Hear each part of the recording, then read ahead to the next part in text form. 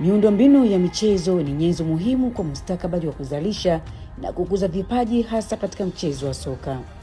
Ni kiu ya serikali ya Jamhuri ya Muungano wa Tanzania kuona bendera yake ikipeperushwa ulimwenguni kote kwa vipaji maridhawa kupitia michuano mbalimbali. Hivyo imejidhatiti katika kukarabati na kujenga viwanja vipya vyenye viwango vya kimataifa ili kutimiza azma hiyo.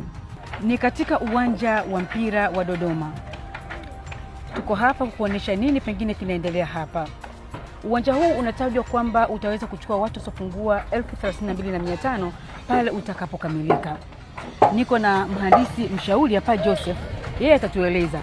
Inadaiwa kuwa umefikia 12%. Pengine nini na nini kimefanyika na nini kinaendelea hapa? Karibu. Asante. Kwa sasa tumeshamaliza kazi za kujenga msingi wa uwanja kwa ngazi ya kwanza. Huu uwanja kama alivyosema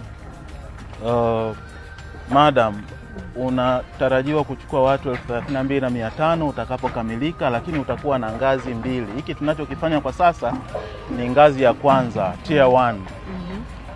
Kwa hivyo kazi ya msingi imeshakamilika kwa ngazi ya kwanza, na tunaendelea na ujenzi wa nguzo na ukuta wa kushikilia udongo, retaining wall. Hizo ndizo kazi zinazoendelea kwa sasa, pamoja na beam za kushika majukwaa. Maandalizi yake yamekwisha anza upande wa mashariki, na tunatarajia kuendelea na kazi hiyo ya zege kwa ngazi ya kwanza mpaka kufikia mwezi wa 12 mwaka 2026 itakuwa imekamilika. Na wakati huo huo usanifu wa ngazi ya pili unaendelea, kwa kuwa aina ya mkataba ni usanifu na ujenzi. Hivyo vitu vyote vinafanyika sambamba kwa wakati mmoja. Kwa hivyo kwa sasa, wakati ujenzi wa ngazi ya kwanza unaendelea, usanifu wa ngazi ya pili uko kwenye hatua za mwisho.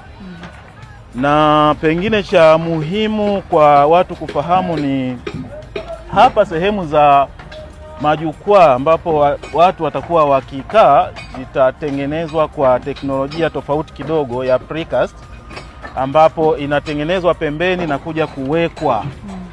Hiyo itasaidia kuharakisha ujenzi, lakini pia kuongeza ubora na muonekano wa ujenzi utakapokamilika.